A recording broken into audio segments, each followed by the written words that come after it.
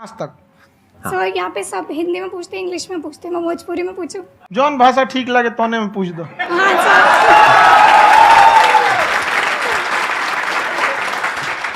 Sir ये पूछे के चाहते नहीं कि जैसे हमने के पढ़ाई करे निशान तो कभी कभी डेली टारगेट्स जो होला वो कंप्लीट ना होला, अगर टारगेट्स कंप्लीट भी होला तो फिर ऐसा इरिटेशन या फिर वो एंजाइटी या फिर कि और करना है या फिर अभी नहीं हुआ वो चीज़ हमेशा रहेला, तो वो कम कैसे करल जाए? देखिए टारगेट्स को ना हम लोग को एक अपने हिसाब से पहले फिट करना चाहिए। ऐसा नहीं कि दूसरे किसी इंसान को देख के हम टारगेट फिट कर ले। कोई लड़का 8 घंटा पढ़ रहा है, कोई पहली बार अभी पढ़ना ही चालू किया, उसको देख के 8 घंटा पढ़ेगा तो पढ़ाइए छोड़ देगा। तो आप अपनी क्षमता के हिसाब से देखिए कि आप कितना पढ़ सकते हैं। अगर आपने एक घंटे को बना लिया कि हम 1 घंटा पढ़ सकते हैं, अगले 1 हफ्ते तक उसको सस्टेन रखिए। जिम में कैसे करते हैं लोग, पहले दिन उठा लीजिएगा 1 कुंटल तो हार्ट अटैक हो जाएगा। तो वो धीरे धीरे टारगेट सेट कीजिए और अपनी क्षमता को भी देखिए। हर इंसान की क्षमता अलग है। कंगारू को देख के हाथी छलांग मारेगा, पैर तोड़ के बैठ जाएगा।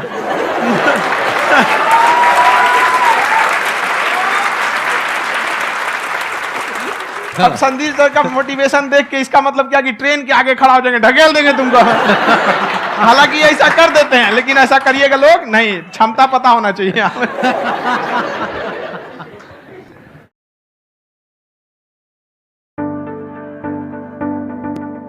आप में से कितने लोग हैं जो बहुत एक्साइटेड हैं आज के सेशन को लेकर के?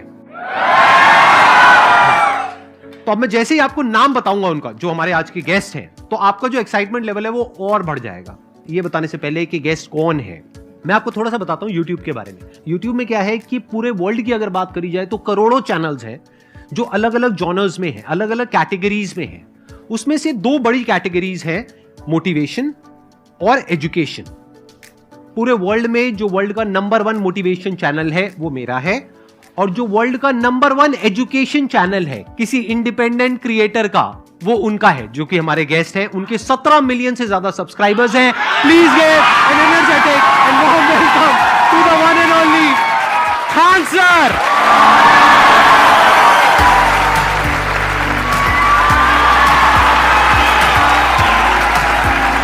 क्या हाल चाल जी, कैसे हैं आप?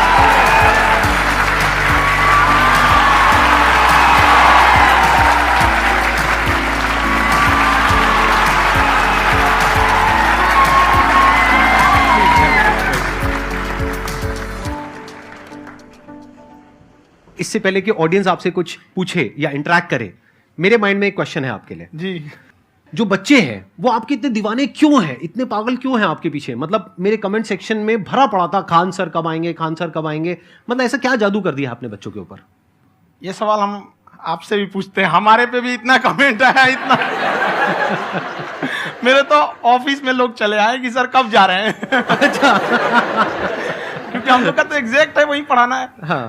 तो देखिए हम लोग का मेन है कि बच्चों को जो जरूरत रहती है कि अगर लड़का पढ़ने आ रहा है ना, उसके मन में कोई डाउट ना रह जाए। हम उसको कहते हैं कि हम तुम्हें पढ़ा रहे हैं, दम है तो भूल के दिखाओ, याद करके नहीं।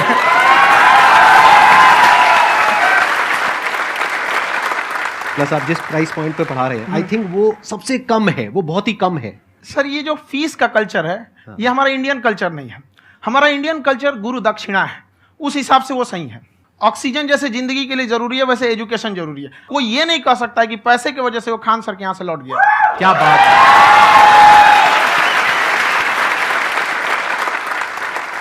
मैंने देखा कि आपका ये जो चैनल है कि ये पिछले 3 साल के अंदर अंदर ही ग्रो किया है। हमको जब चैनल शुरू हुआ तो एक दिन में हम 4-5 वीडियो बनाए। एक हमको कुछ आता, आज भी नहीं आता इतना, तो हम देख के कैमरा उमरा तो हम कंफ्यूज हो गए, बाप रे। तो हम एक ही दिन में वीडियो शूट किया, पढ़ाने वाला टॉपिक था हमको। उसके बाद कभी वीडियो नहीं, 6-7 वीडियो एक ही बार शूट कर लिए। और एक जो थे जिनका कैमरा वगैरह था, मेरे पास कैमरे भी नहीं थे उस टाइम, और कैमरा 35,000 का था, तो 6 महीना इसी में लग गया। जो 35,000 इसी में फंस जाएगा। तो उनके कैमरे से शूट किए, उन्होंने कोई चार्ज लिया, उसके बाद हम छोड़ ही दिए। लॉकडाउन लगा, तब हम कहें आप कैसे पढ़ाएंगे, हो तो 1 दिन 2 दिन करते करते अचानक लंबा हो गया। तब हमको याद आया कि ओहो मेरा एक चैनल भी है वहाँ पे। तो उस समय उस पर लगभग 30,000 सब्सक्राइबर हो चुके थे। तो जैसे लॉकडाउन लगा तो उस पर पढ़ाना चालू किया, और पता नहीं क्या लोगों को पढ़ाई में इतना इंटरेस्ट आ गया कि आपका स्टाइल ऐसा है थोड़ा सा, आप आई थिंक पढ़ाई के साथ साथ में जो बीच बीच में आप थोड़ा बहुत छोड़ते रहते हैं ना, मतलब जो एंटरटेनमेंट चलता रहता है। ये बात हम देखिए, जब हम गुलाम थे ना, तो अंग्रेजों ने एक चाल चला था कि भारत को हम फिजिकली गुलाम रखेंगे 100-200 साल, मेंटली 1000 साल कर देंगे। उन्होंने पढ़ाई का मॉडल चेंज कर दिया। उन्होंने ऐसा डिजाइन किया कि ये टीचर की रिस्पॉन्सिबिलिटी है, वो पढ़ा के चला जाए। टीचर की रिस्पॉन्सिबिलिटी यहाँ खत्म नहीं हो जाती। पढ़ाना तो कोई भी पढ़ा सकता है, टीचर की इससे बड़ी रिस्पॉन्सिबिलिटी होती है उसे समझाना। वो समझा कि नहीं समझा। अगर लड़का आपके समझाने के बाद डाउट रह गया तो ये आपकी गलती है। लड़का हमसे पूछता है, सर इतनी भीड़ है आपके पास, तो कहते सर डाउट कैसे पूछेंगे? हम कह रहे यार तुम्हारा डाउट बचेगा तब ना पूछेगा तुम डाउट यहाँ पर।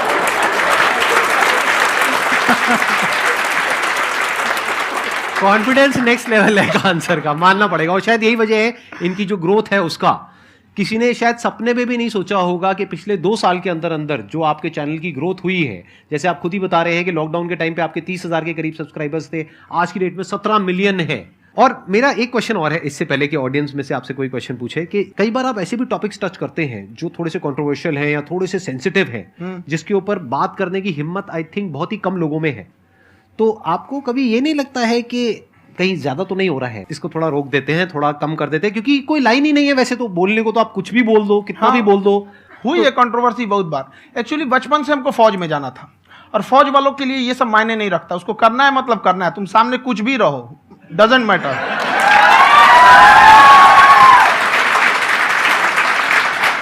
और मैंने YouTube पे देखा कुछ वीडियोस में कि आपका जो इंस्टीट्यूट है वहां पर आज से कुछ साल पहले कुछ बम गिरे थे। हाँ, कुछ गिरे थे, कुछ तो बहुत सॉलिड जगह गिरा था, फटा नहीं वो। मतलब आपके आसपास? हाँ, बम को भी पता है कि टीचर की इज्जत किया जाता है। क्या बात है, क्या बात है। मैं समझ पा रहा हूं कि ये आपके अंदर जो एटीट्यूड है ये कहां से आ रहा है, क्योंकि आप बचपन से ही फौज में जाना चाहते थे, तो आप जंग के मैदान में ही खड़े हैं एक तरीके से। बस फर्क ये है कि आपके हाथ में कलम है, हथियार ना हो करके। हथियार से एक आदमी की जान जा सकती है, हाँ। कलम से बहुत ताकत होता है। शिक्षा एक ऐसा हथियार है ना, हर कुरीतियों से लड़ सकता है, हर तरह की समस्याओं से। और ये एक ऐसा हथियार है, मेटल डिटेक्टर में भी नहीं पकड़ाता है।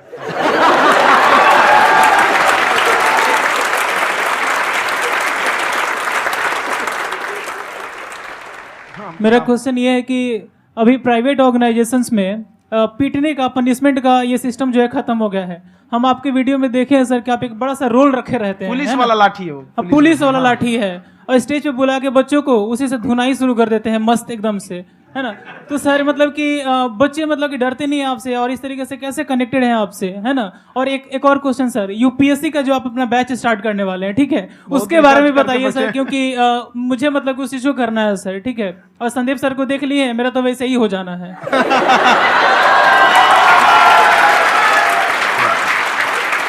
क्या हो जाना है? मेरा पूरा कंप्लीट करो। I'll be an IAS officer next year because I have seen you, sir. My day is like complete, sir. All the best. Thank you so much, sir. Thank you. पूरा बोला करो। Thank you. देखिए, लड़कों को जहां तक पीटने की बात है, जब पढ़ाने की बात आएगी तो उसको हम पूरे बेहतरीन ढंग से पढ़ाएंगे। लेकिन जब सजा देने की बात आएगी ना, तो वो भी बेहतरीन ढंग से होगा। ऐसा थोड़ी होगा कि बस एक ही चीज बेहतरीन ढंग से होगा। और डर का होना बहुत जरूरी है। ये डर भी अपने आप में एक मोटिवेशन है, क्योंकि जब आपके अंदर एक थोड़ा सा डर रहे ना, तो डर के भागिए मत। एक ऐसा डर जिसको आप लगे कि नहीं नहीं थोड़ा सा और करने की जरूरत है, फिर तो ये हम इसको क्रॉस कर जाएंगे यहाँ पर। तो लड़कों के अंदर ये डर बनाना भी जरूरी रहता है। और रही बात यूपीएससी वाले की, जो आपने बोला, बहुत सारे लड़के वेट कर रहे हैं यूपीएससी की, क्योंकि 2-2.5 लाख फीस सारे लोग एफोर्ड नहीं कर सकते। और हमारा वही रहता है, हम तो ज्यादातर हमारे स्टूडेंट देखेंगे तो किसी के रिक्शा वाला, सब्जी वाला, यही लोग, इनको तो 2.5 लाख रुपया, इनके पास पूरी संपत्ति नहीं होती है, फीस कहाँ से भरेंगे वहां पे, उसके बाद रहेंगे कहाँ से। तो ऑल ओवर इंडिया से, कश्मीर से कन्याकुमारी तक, गरीब से गरीब भी लड़का उसको पढ़ सकता है। यही कुछ 1000 रुपये मंथली, 12-14 हजार साल का पड़ेगा, खत्म हो जाएगा इतना में।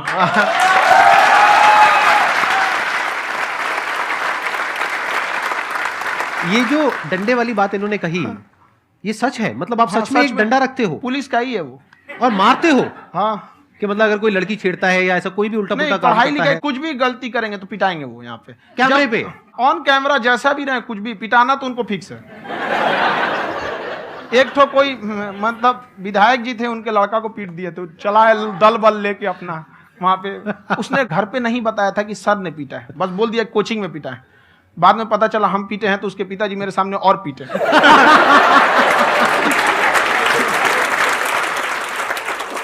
सर आपका सबसे बड़ा डर क्या है, आप दोनों का? फौजी को डरे नहीं लगता है, बाकी अफसर से पूछिए। आज के सेशन से पहले कोई डर नहीं था, लेकिन अब मुझे इनकी डंडे वाली कहानियां सुन करके डर लग रहा है कि कहीं मैंने गलती से कुछ बोल दिया अरे ऐसा और नहीं। इन्होंने कहीं पीछे कुछ रखा हुआ है और यहीं आ करके अगर इन्होंने मेरी पिटाई कर दी तो बहुत बुरा हो जाएगा, तो इसलिए हमको थोड़ा डर लग रहा है।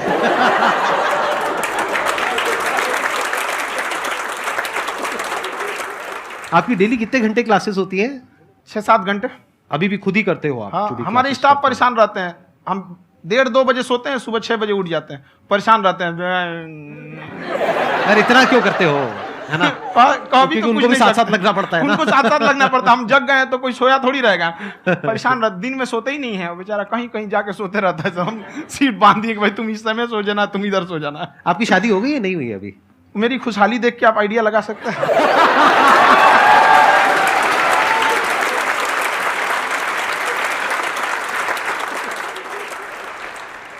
First of all I would like to say sir thank you so much to you and to your team कि आपने मुझे यहाँ आने का मौका दिया। एंड सर अब तक मैंने आपको सिर्फ फ़ोन या लैपटॉप में ही देखा है दोनों को, आज फर्स्ट टाइम लाइव देख रही हूँ तो बहुत अच्छा लग रहा है। तो मेरा क्वेश्चन ये है सर आपसे, जब हम लाइफ में कोई डिसीज़न लेते हैं कि हमें ये पर्टिकुलर चीज़ करनी है, और क्योंकि हम डिसीज़न लेते हैं तो हमारी आदत है कि पहले हम 4 लोगों से पूछते हैं कि तू बता तेरी क्या राय है, तू बता तेरी क्या राय है। तो उनमें से अगर कोई हमें कह देता है कि ये बेकार डिसीज़न है मत कर, तो हमारा माइंड कहीं ना कहीं डाइवर्ट होने लगता है और उसकी वजह से हम अपना डिसीज़न चेंज कर देते हैं। तो मेरा क्वेश्चन ये है कि कैसे हम अपने डिसीज़न पे स्टिक रहे, कैसे हम जो दूसरे के ओपिनियन है उनको अफेक्ट ना होने दें अपने ऊपर। दूसरे से सलाह लेने से पहले एक बार खुद उस पर रिसर्च कर लेना चाहिए, ताकि आप सामने वाला क्या सलाह दे रहा है आपको समझ में आना चाहिए। यहाँ पर ऐसा नहीं है कि कई बार ऐसे होते हैं कि दूसरे वाले को एक्सपीरियंस होता है, तो अगर आपको पहले से आइडिया है, उसके बारे में आप बेहतरीन ढंग से रिसर्च किए हैं कि क्या इसमें प्लस पॉइंट है, क्या निगेटिव है, उसके बाद आप किसी से सलाह लेने जाइए। ये नहीं कि मन में आया सीधा बता, गड़बड़ा जाएगा। तो वहाँ पे पहले आपको R&D करना पड़ता है, समझ में आया कि नहीं। और जिंदगी हो या गाड़ी, जीतेगा वही जो टाइम पे गियर चेंज कर रहा है। तो डिसीजन चेंज करना बहुत ज़्यादा गलत नहीं है। इन्होंने बहुत अच्छी बात कही है और मैं इसी बात में थोड़ा सा और ऐड ऑन करूंगा कि ये जो आपने कहा ना कि अपने डिसीजन पे स्टिक कैसे रहें, ये कोई अच्छी क्वालिटी नहीं है, क्योंकि टाइम टू टाइम आपको अपने डिसीजंस को चेंज करना होता है। जैसे आपने 4 लोगों से डिस्कस किया, कोई इंसान कुछ पॉजिटिव बोल रहा है, कोई नेगेटिव बोल रहा है, उससे फर्क नहीं पड़ना चाहिए। डिपेंड ये करता है कि वो जो बोल रहा है उसका बेसिस क्या है, क्या वो किसी नॉलेज या एक्सपीरियंस के बेस पे बोल रहा है या ऐसे ही कुछ भी बोल रहा है। ऐसे ही बोल रहा है तो फिर उसकी बात पे ध्यान क्यों दे रहे हो। अगर किसी नॉलेज या एक्सपीरियंस के बेस पे बोल रहा है, फिर चाहे वो पॉजिटिव बोल रहा है चाहे नेगेटिव बोल रहा है, दोनों ही मायने रखता है। उसके बाद में रिसर्च करनी है और फिर रिसर्च करने के बाद में फाइनल डिसीजन अपना खुद का होना चाहिए। अब वो डिसीजन उससे अलग भी हो सकता है जो आपने पहले लिया था, और वो सेम भी हो सकता है। सर मेरा क्वेश्चन दोनों से है आपसे, how to deal procrastination and laziness. हमारा ब्रेन है ना, ये बहुत आलसी टाइप का है, इसको आराम खोजना पसंद है। अब थोड़ा सा भी अब इसको आराम की ओर लेके चले गए ना तो फिर उधर ही रहेगा। आप सोचेंगे 10 मिनट आराम कर लेते हैं ना, तो 10 मिनट 2 घंटा बना देगा। उसको टॉर्चर कीजिए, चल 10 मिनट बाद में। उसको आप उस पर हावी मत, वो कह रहा है कि हमको आराम चाहिए, आपको हाँ आराम मिलेगा, पहले काम फिर मिलेगा आराम। तो आप उसके हिसाब से मत चले। आपका मन कर रहा है थोड़ा सा देख लेते हैं, कोई नोटिफिकेशन आया, आप कोई काम कर रहे हैं, क्यों पहले काम कर लीजिए, बाद में देखिएगा ना नोटिफिकेशन। आप हावी मत होने दीजिए यहाँ पे। अगर आप 5 मिनट भी थोड़ा सा लूज पड़े ना, थोड़ा सा कमर सीधा कर लेते हैं, 2 घंटा बर्बाद कर दिया आपको। हावी मत होने दीजिएगा उसको अपने ऊपर। प्रोक्रेस्टिनेशन को तोड़ने का एक ही तरीका है, सबसे छोटे लेवल पे ले जा करके उस गोल को तोड़ दो। यानी वो गोल बहुत बड़ा है, उसको ब्रेक डाउन करो, उसके सबसे पहले स्टेप पे आ जाओ कि उसको अचीव करने का सबसे पहला स्टेप क्या है। जैसे गाड़ी चलाना सीखना है, उसका सबसे पहला स्टेप क्या है। अगर घर में कोई नहीं है सिखाने वाला या सिखाने वाली, तो बाहर जा करके जो गाड़ी का ड्राइविंग स्कूल है उधर जा करके पैसे दे दो। अब फंस गए ना तो फंसा दो अपने आप को। दिमाग ये लगाओ कि अपने आप को कैसे फंसाया जाए। जब हम फंस जाते हैं ना तो फिर हमको वो काम करना ही पड़ता है। Then there is no looking back. जब तक आप सोच रहे हो तब तक सोच रहे हो, उसको बोलते हैं पैरालिसिस ऑफ एनालिसिस। कि आप सोचते चले जा रहे हो अपने माइंड में, मैं ये करूंगा, वो करूंगा, वो करूंगा, वो करूंगा, और प्रोक्रेस्टिनेट हो रहा है, वो चीज टलती चली जा रही है। तो उसको छोटे से छोटे लेवल पे ब्रेक डाउन करके उसको कर दो, दैट इज नंबर 1। और जैसे ही करना शुरू करते हो, कोशिश करो कि उसको जब तक कि आप सही से नहीं कर लेते हो, उसको छोड़ना नहीं है, तो आपकी लेजीनेस भी खत्म हो जाएगी। कई लोगों को तो हमने देखा है, जो सप्ताह में कुछ भी नहीं करता वो भी संडे को आराम कर रहा है।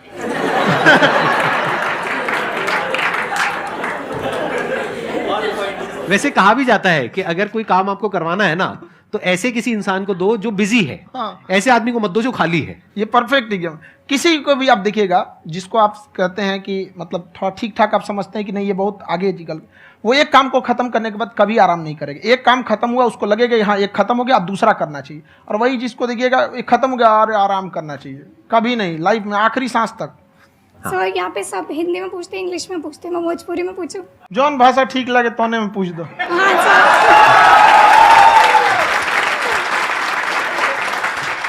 सर ये पूछे के चाहते नहीं कि जैसे हमने के पढ़ाई करे नहीं सन, तो कभी कभी डेली टारगेट्स जो होला वो कंप्लीट ना होला। अगर टारगेट्स कंप्लीट भी होला तो फिर ऐसा इरिटेशन या फिर वो एंजाइटी या फिर कि और करना है या फिर अभी नहीं हुआ, वो चीज़ हमेशा रहेला। तो वो कम कैसे करल जाए? देखिए टारगेट्स को ना हम लोग को एक अपने हिसाब से पहले फिट करना चाहिए। ऐसा नहीं कि दूसरे किसी इंसान को देख के हम टारगेट फिट कर ले। कोई लड़का 8 घंटा पढ़ रहा है, कोई पहली बार अभी पढ़ना ही चालू किया, उसको देख के 8 घंटा पढ़ेगा तो पढ़ाई छोड़ देगा। तो आप अपनी क्षमता के हिसाब से देखिए कि आप कितना पढ़ सकते हैं। अगर आपने एक घंटे को बना लिया कि हम 1 घंटा पढ़ सकते हैं, अगले 1 हफ्ते तक उसको सस्टेन रखिए। जिम में कैसे करते हैं लोग, पहले दिन उठा लीजिएगा 1 कुंटल तो हार्ट अटैक हो जाएगा। तो वो धीरे धीरे टारगेट सेट कीजिए और अपनी क्षमता को भी देखिए। हर इंसान की क्षमता अलग है। कंगारू को देख के हाथी छलांग मारेगा, पैर तोड़ के बैठ जाएगा।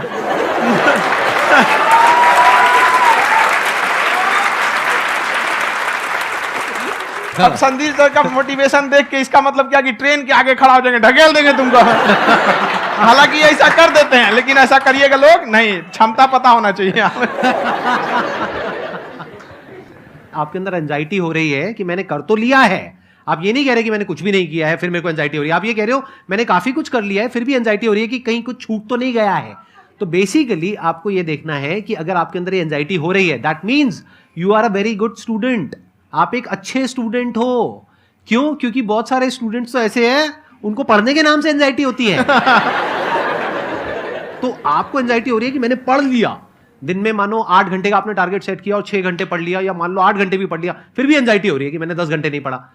तो ये तो अच्छी क्वालिटी है ना, ये तो एक ब्रिलियंट स्टूडेंट की क्वालिटी है। क्योंकि एंजाइटी उसी को होती है जो केयर करता है, जिसको परवाह है, उसी की तो एंजाइटी होती है। जैसे माँ को अपने बच्चे की, जैसे एक माँ को अपने बच्चे के, जैसे एक माँ को अपने बच्चे को लेकर के एंजाइटी होती है। हंस लो मजाक उड़ा लो मेरा। कोई बात नहीं, एडिट कर देंगे इसको हम। हाँ।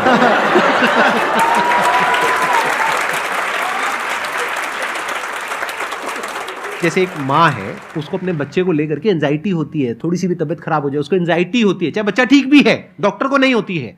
क्यों? क्योंकि माँ को उस बच्चे से प्यार है। तो दैट मीन्स कि आप अपनी पढ़ाई को लेकर के सीरियस हो, इस वजह से आपके अंदर एंजाइटी हो रही है, विच इज नॉर्मल। जहां पर प्यार मोहब्बत होती है वहां पर थोड़ी बहुत एंजाइटी तो होती ही है ना। समझ रहे हो ना मैं क्या कहना चाह रहा हूं? आप लोग समझ रहे हो ना मैं कहां जा रहा हूं? जब वो किसी और से बात करती है तो एंजाइटी होती है ना।